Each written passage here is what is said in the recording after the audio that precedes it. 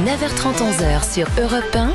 Culture Média. Thomas Hill. Et comme chaque jour, on démarre cette émission avec la session de rattrapage de Jean-Luc Lemoine. Et alors Jean-Luc, ce matin, nous recevons donc deux comédiens que vous connaissiez bien, Anne-Sophie Girard et Philippe Lelouch. Oui, quel bonheur.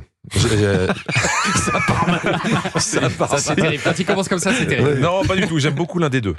Voilà, à demain. Non, je plaisante. Je les aime beaucoup.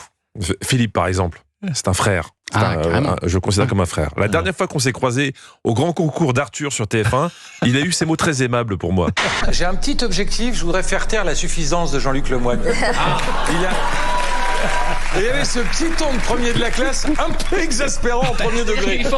Et les gens qui applaudissent en plus. Bravo. Pardon, excusez-moi, mais monter tout le monde contre le premier de la classe, c'est encourager le harcèlement scolaire, Philippe.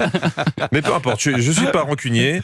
Bon, je vous dirai pas qui a gagné ce soir-là. Bah, c'est toi. Non, je peux pas le dire. Déjà par pudeur, je peux pas le dire. Ouais. Tout ce que je peux vous dire, pour reprendre le titre de l'émission qu'ils animent, que le meilleur gagne. Bah, ce soir-là, c'était pas Philippe. Oh, c'est vrai. J'ai été minable. Ah oui, mauvais. Ça m'énerve. En plus, je suis tellement mauvais joueur, c'est horrible. Moi, j'aime Philippe parce que c'est un homme courageux qui assume ses prises de position alors que d'autres se planquent. Les femmes, ce sera toujours bien. C'est celles qui vont sauver le monde. Vous remarquerez qu'il y a quand même beaucoup plus de femmes qui ont des couilles que d'hommes. Hein. Vous connaissez beaucoup de comédiens qui assument autant d'aimer le bois de Boulogne ? Non, je ne crois pas. Philippe a eu plein de vies. Il a notamment co-animé Top Gear. Là, on le retrouve dans une vraie course automobile où on retrouve le gentleman driver qui n'a jamais cessé d'être. Enculé, va. Et un tête à queue. Connard, va. Y'a un mec qui m'a tapé dedans, putain. C'était mon meilleur tour, putain. Chiant, ce putain de virage de mon cul, là. Putain, fais chier. J'étais bien, merde. Voilà, c'était le résumé de la première course sur Philippe de Philippe Lelouch. Enfin, pardon, comme dirait Philippe, c'était le putain de résumé de la putain de première course de merde sur un putain de circuit de merde. Je pense que vous allez faire un bon duo avec Anne-Sophie. Anne-Sophie qui vient de nous rejoindre et qui est là. Bonjour Anne-Sophie. Merci de passer nous voir.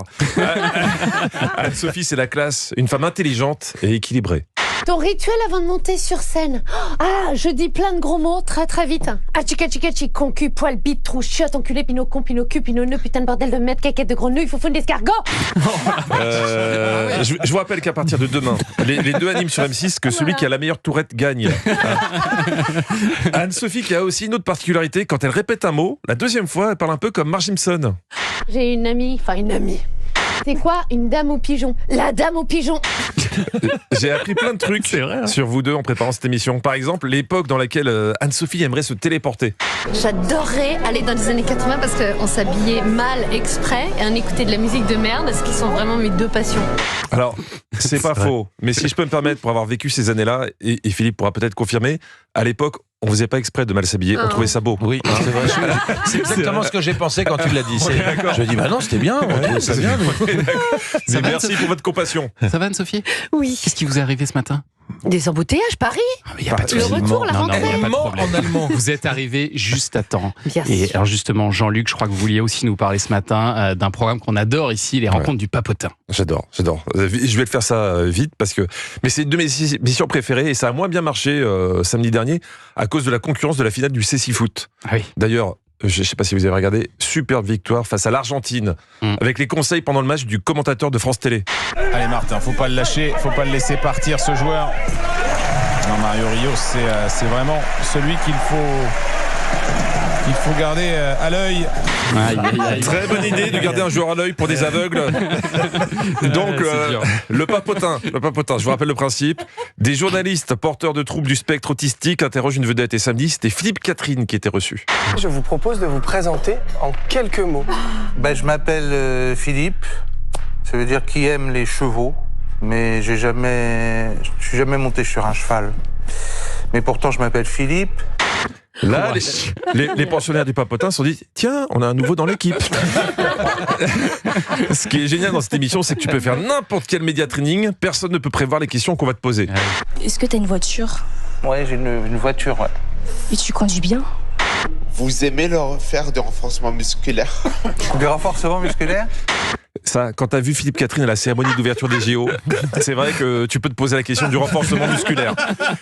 Mais c'est ça qui est bien avec les journalistes du papotin, ils posent vraiment les questions qui les intéressent. Vous seriez joyeux si on parlait de votre calvitie? Oui, c'est un sujet que j'aime beaucoup aborder. Bon, je vous rassure, hein, on a aussi posé des questions à Philippe Catherine sur son art. Quelle est ta plus belle œuvre dans ta vie? J'ai tendance à penser que quand je fais caca, eh ben pour moi, ce sont des œuvres. Ce sont des très belles sculptures pour moi. C'est vrai, il a une passion pour Burke. ça. Ouais. Oui, pour la première fois, un invité a réussi à déstabiliser les journalistes du Papotin. Alors, si vous voulez voir la suite de ce joli échange, c'est en replay sur France.tv. Ah, on va aller voir ça. Merci beaucoup, Jean-Luc Lemoyne, qu'on retrouve demain. Et d'ici là, en replay sur europe1.fr. Ça y est,